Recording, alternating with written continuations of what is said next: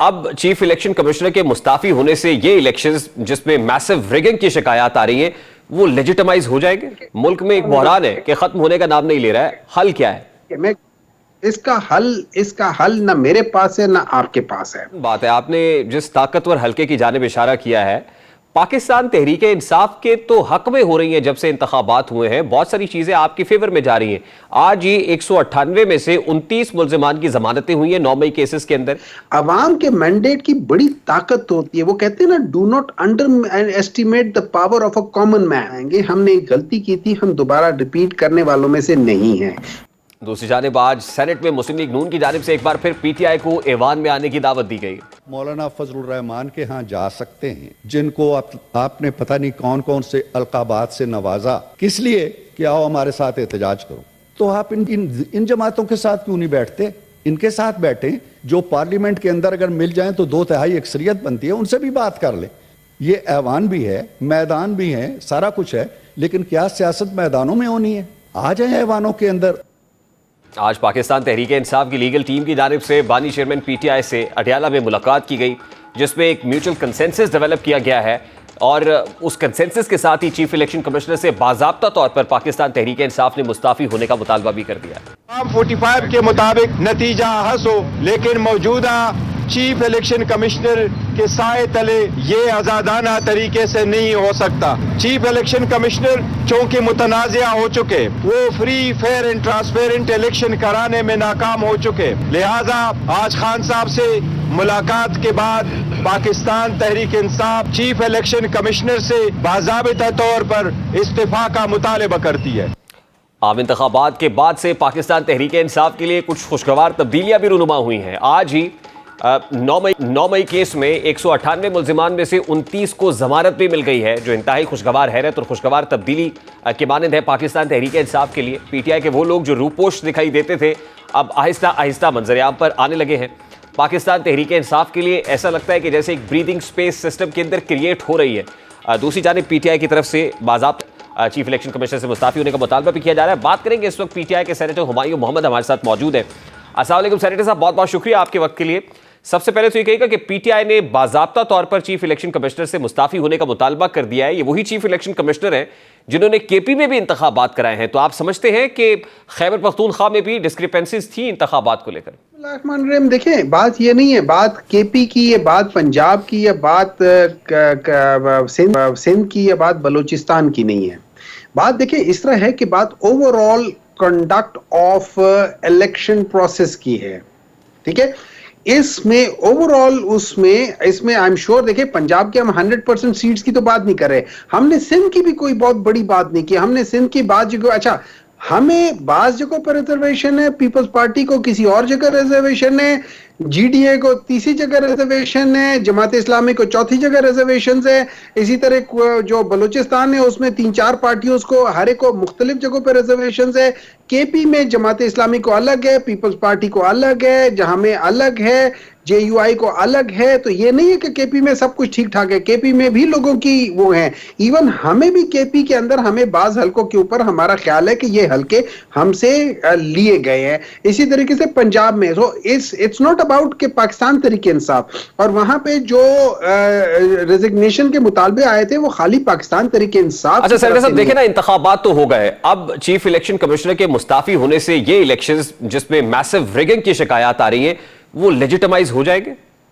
नहीं, देखिए इस तरह है कि लेजिटिमाइज नहीं होंगे।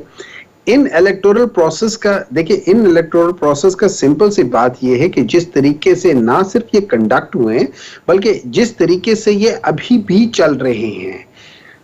आपको पता है कि अभी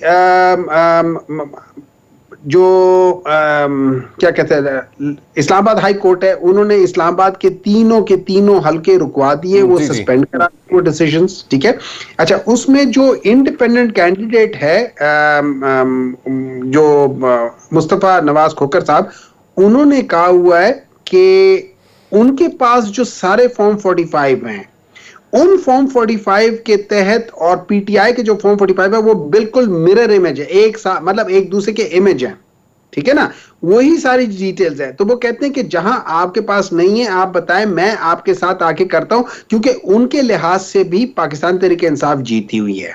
ठीक है, तो जब ये सारी चीजें हम देखते हैं और जिस तरीके से ये जो विसल ब्लोअर जो कमिश्नर साहब थे, और मेरे ख्याल में एक और कोई जहाज से भी किसी एक है असिस्टेंट कमिश्नर है, ये कौन है, उन्होंने जहाज से भी एक वीडियो लोड करके कहा हुआ है, शायद उसमें ज्यादा मटेरियल नहीं है, लेकिन नहीं तो अब सेनेटर साहब इसका हल क्या है? अब हुकूमत साजी होनी है, 12 रोज गुजर गए इंतखाबात हुए हुए, लेकिन मुल्क में एक बहरान है कि खत्म होने का नाम नहीं ले रहा है। हल क्या है? मैं इसका हल ना मेरे पास है ना आपके पास है। इसका हल दो लोगों के पास है और उन्होंने इसका हल निकालना है। एक वो ताकतवर हल्का जो प्रोबेबली जिनके ऊपर ज्यादातर उंगलियां उठ रही हैं कि वो मैनिपुलेट करवा रहा है, ठीक है, लेकिन असल हल जो है वो जुडिशरी के पास है। जो हमारे चीफ जस्टिस साहब हैं जो कि बैठे हुए हैं और जिनको शायद सैटरडे तक ये भी नहीं पता था कि प्राइम मिनिस्टर बन गया है। लेकिन सेनेटर साहब एक बड़ी इंपॉर्टेंट बात है, आपने जिस ताकतवर हल्के की जानिब इशारा किया है, पाकिस्तान तहरीक इंसाफ के तो हक में हो रही हैं। जब से इंतखाबात हुए हैं बहुत सारी चीजें आपकी फेवर में जा रही हैं। आज ही 198 में से 29 मुल्जिमान की जमानतें हुई हैं 9 मई केसेस के अंदर। आपके रूपोश लोग मंजर आम पर आना शुरू हो गए हैं। अली अमीन गंडापुर की जमानत हुई है। तो बहुत सारी चीजें ऐसी हैं। आपकी प्रेस कॉन्फ्रेंसेस टीवी के ऊपर दिखाई जा रही है, आपके लोग जीते हैं पीटीआई बैक्ड इंडिपेंडेंट कैंडिडेट्स। तो मैनिपुलेशन अगर हुई है तो आपकी तो फेवर में हुई है। देखिए इस तरह है, आपको पता है मैकियावेलियन पॉलिटिक्स क्या होती है? मैकियावेलियन पॉलिटिक्स ये हो जाती है कि मैं पहले आपको इतना मारूं, मतलब आपको रोजाना 20-30 डंडे मारूं, फिर आपको 20-30 की बजाय 2 डंडे मारूं, आप बड़े खुश हो जाओगे कि यार मेरा तो मसला ठीक हो गया। या मैं आपको एक तरफ से आपको बहुत एक बदमाश को आपके ऊपर बिठा दूं और वो आपको एक तरफ से कर रहा है, दूसरी तरफ से मैं उसको हटवा के और अपने काम वो करवा लूं आपसे। लेकिन सेनेटर साहब, मैकियावेली का प्रिंसिपल अपनी जगह पर, लेकिन आपके लिए ब्रीदिंग स्पेस तो क्रिएट हो रही है। देखिए एक बार let's put it like this, हमारे लिए जो ब्रीदिंग स्पेस है वो क्रिएट कर नहीं रहे। हम लोगों ने ब्रीदिंग स्पेस क्रिएट किया, हमने भी नहीं किया। लेट मी पाकिस्तान तहरीक इंसाफ ने भी ये नहीं किया। ये अवाम ने आके जो मैंडेट दिया ना, उस मैंडेट का ये इम्पैक्ट है। ठीक है, अवाम के मैंडेट की बड़ी ताकत होती है। वो कहते हैं ना, do not under estimate the power of a common man. इस दफा पहली बार पाकिस्तान में लोगों ने कॉमन मैन की ताकत को परखा है। वो बाहर निकल के उन्होंने अपने वोट की ताकत दिखाई है। ये वोट की इज्जत करने वाले लोग हैं ना, उनको वोट की इज्जत से कोई मतलब। देखिए अब हुकूमत एग्जीक्यूटिव तो चाहिए ना पाकिस्तान को चलाने के लिए।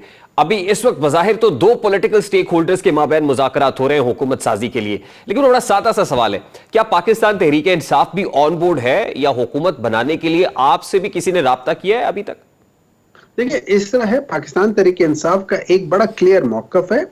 हम लोग हुकूमत किसी के साथ मिलके नहीं बनाएंगे। हमने एक गलती की थी, हम दोबारा रिपीट करने वालों में से नहीं हैं। हम लोग वो मुझे ऐसे कहते हैं ना PDM 1 PDM 2, हम वो जो सीरीज होती है हम वो नहीं कर रहे। हमें पता चल गया था कि, और हमें KP में उसका एक्सपीरियंस भी हो गया कि जब हमने अपनी ताकत पे हुकूमत बनाई तो हमने 2/3 मेजॉरिटी को 5-6। अच्छा देखिए, आपका उसूली मौक़िफ़ अपनी जगह पर, लेकिन पीपल्स पार्टी के साथ कोई बैकडोर, कुछ चैनल खुला हुआ है और एक बड़ी इंपॉर्टेंट मुलाकात 2 रोज पहले इस्लामाबाद के अंदर भी हुई है, आप इंडोर्स करते हैं उसको?